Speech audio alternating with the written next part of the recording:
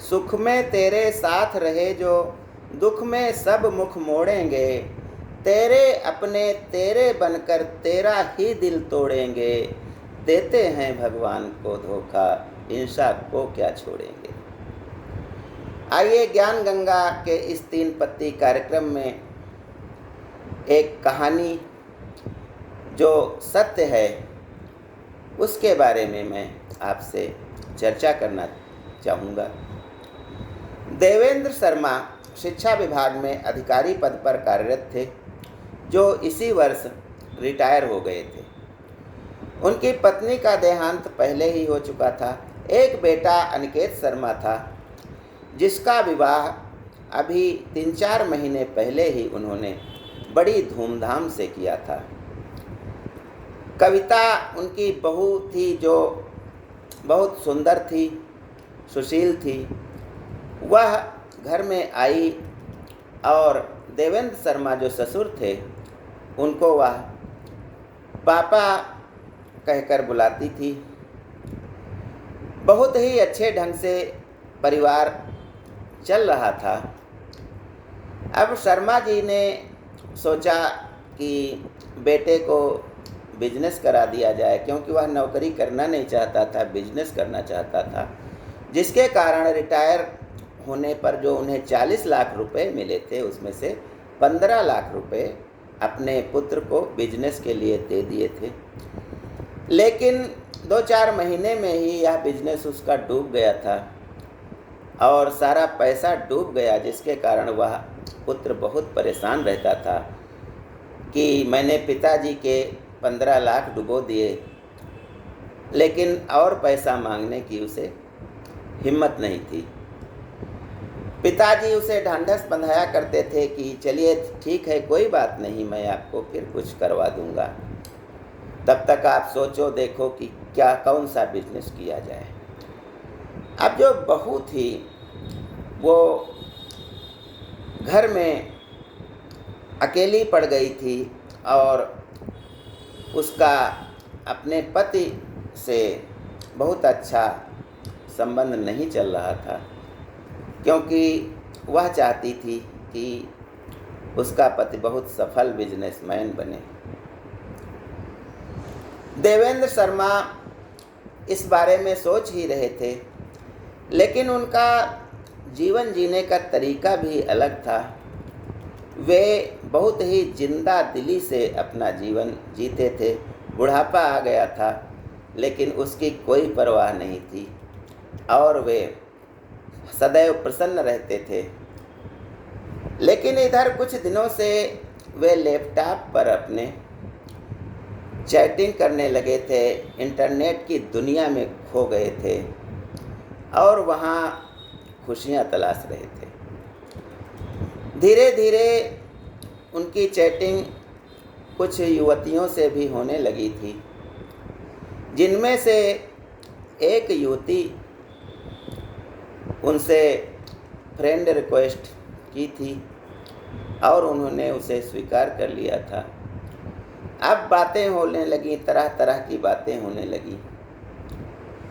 बहुत दिनों से पत्नी के मर जाने के कारण वे अकेले थे और जब इस युवती से उनकी बातचीत शुरू हुई तो वे बहुत अधिक प्रसन्न रहने लगे थे, दिन रात खोए रहते थे।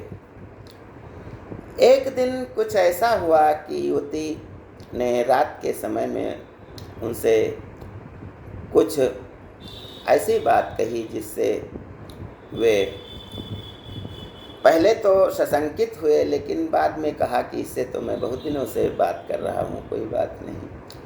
अब युवती ने कहा कि आइए क्यों ना हम जिंदगी के मज़े लें, और धीरे धीरे युवती अपने कपड़े निकालने लगी। सारे कपड़े उसने खोल दिए। इनसे भी कहा गया तो देवेंद्र शर्मा जी ने भी धीरे धीरे अपने सारे कपड़े निकाल दिए और फिर जो कुछ आपस में बात हुई, लेकिन उन्हें बहुत अच्छा लगा। वे 2-3 बजे तक ये सब करते रहे और बाद में सो गए। अब जब सवेरे उठते हैं तो उनके लैपटॉप पर एक वीडियो आया जिसमें वे पूर्ण रूपेण निर्वस्त्र और तरह तरह की सेक्स संबंधी हरकतें करते नजर आए। युवती भी नजर आई, लेकिन उसका चेहरा ढका हुआ था। उन्होंने तुरंत उस युवती को फ़ोन करके कहा कि मेरा वीडियो क्यों बनाया है तुमने। उधर से आवाज़ आई कि वीडियो तो बन गया है, बना लिया है, जिसमें यादें बनी रहें, और इसे मैं आपके घर वालों को, आपके दोस्तों को, आपके मोबाइल में जितने भी नंबर हैं सब पर मैं शेयर करूंगी। अब देवेंद्र शर्मा जी के पैरों के नीचे से ज़मीन खिसक चुकी थी। वे बहुत अधिक डर गए थे और किसी भी कीमत पर उस वीडियो को डिलीट करवाना चाहते थे। युवती से जब अनुरोध किया, गिड़गिड़ाए, तो उसने यही कहा कि यदि आप इसे डिलीट करना चाहते हैं तो 25 लाख रुपए हमको दे दीजिए और मैं डिलीट कर दूंगी।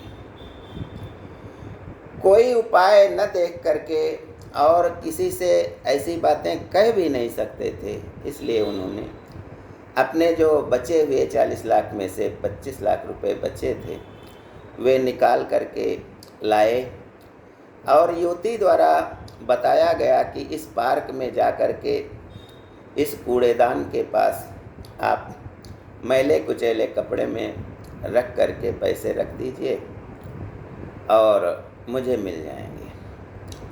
देवेंद्र शर्मा शाम को निकलते हैं, थोड़ा थोड़ा अंधेरा हो गया था, और पैसा रख करके आ जाते हैं और फिर युवती से बात करते हैं, लेकिन उस समय उसका फ़ोन नहीं लगता है। सवेरे सवेरे रात भर उनको नींद नहीं आती है। सवेरे होते ही उन्होंने फिर फ़ोन किया। युवती ने कहा कि वहाँ तो मैं गई थी, पैसे तो हमें मिले ही नहीं। ऐसा करो, 25 लाख तो तुम्हें देने ही पड़ेंगे, कहीं से भी व्यवस्था करो, कुछ भी करो, हमें पैसा चाहिए, नहीं तो अभी सार्वजनिक कर देंगे, इंटरनेट पे डाल देंगे और आपके सारे नंबरों पर हम शेयर कर देंगे वीडियो आपका। अब शर्मा जी बहुत दुखी हो गए। उन्होंने कहा कि मेरे पास अब कोई पैसा नहीं है, 40 लाख मिले थे, 15 लाख मैंने अपने बच्चे को दे दिया, 25 लाख तुमको दे दिया। लेकिन युवती बार बार कहती रही मुझे पैसे नहीं मिले हैं, मुझे तो पैसे दो तभी मैं वीडियो डिलीट करूँगी। शर्मा जी ने सोचा कि किसी प्रकार से इससे जान छुड़ाया जाए, तो उन्होंने अपने दोस्त जो थे उनसे 10 लाख रुपए की मांग की। 10 लाख रुपए वे किसी प्रकार से ले आए और युवती से कहा कि 10 लाख रुपए मेरे पास हैं और इतना ही ले लो। लेकिन वह युवती नहीं मानी और 25 लाख की जिद पर अड़ी रही। अब शर्मा जी को न तो नींद आती थी, न तो खाना खाने की इच्छा उन्हें रही, बहुत अधिक व्यथित होने लगे। बहू इनकी जो है वो पहले ही अपने मायके जा चुकी थी। शर्मा जी ने सोचा कि शायद ये मान जाएगी, जब मेरे पास नहीं है तो 10 लाख में ही मान जाएगी, लेकिन वो नहीं मानी, जिसके कारण एक दिन उसने कहा कि मैं कल सवेरे ही आपका ये वीडियो लीक कर दूंगी, इंटरनेट पे डाल दूंगी, आपके जानने वालों को भेज दूंगी। शर्मा जी बहुत अधिक परेशान हो गए और उन्होंने कुछ खा लिया, आत्महत्या कर ली। उनका लड़का जब सवेरे जागता है, घर में अकेला था, तो देखता है आज पिताजी उठे नहीं हैं। वह चाय बनाता है, लेके जाता है तो देखता है उनके मुंह से झाग निकल रही है और उनकी मृत्यु हो चुकी है। इस झाग निकलने से वह कुछ सशंकित हुआ और उसने पुलिस में रिपोर्ट कर दी। पोस्टमार्टम हुआ तो पता चला शर्मा जी ने कोई जहर खा लिया था, जिसके कारण उनकी मृत्यु हो गई। अब लड़का सोचने लगा कि मेरे पिताजी तो बहुत जिंदा दिल थे, उन्होंने जहर क्यों खाया। पता लगाने के लिए वह खोजबीन करता रहा, दोस्तों से पूछता रहा। फिर उसने पिताजी का लैपटॉप ढूंढा तो देखा कि उनका लैपटॉप टूटा हुआ पड़ा है, पूछ दिया गया है। उसने उस लैपटॉप को ले जा कर के पुलिस को दिया। पुलिस ने उसको सही करवाया और उस वीडियो और चैटिंग जो भी हुई थी उसको रिकवर करवाया। तब देखा कि शर्मा जी को ब्लैकमेल किया जा रहा था। अब जिस मोबाइल से उनको यह ब्लैकमेल किया जा रहा था, चैटिंग की जा रही थी, उसकी खोज की गई तो पता लगा कि किसी दूसरे शहर में वह मोबाइल एक्टिव है। पुलिस जाती है और एक युवती और एक युवक को पकड़ करके लाती है थाने में। और तब देवेंद्र शर्मा के बेटे अनिकेत शर्मा को बुलाती है कि देखिए, यही मुजरिम है लड़की जो पकड़ी गई है और इसी ने आपके पिताजी की हत्या की है। अनिकेत शर्मा भागे भागे जाते हैं थाने तो देखते क्या हैं कि उनकी पत्नी कविता जो है, जिसकी शादी 4-5 महीने पहले हुई थी उनसे, वही बैठी हुई है।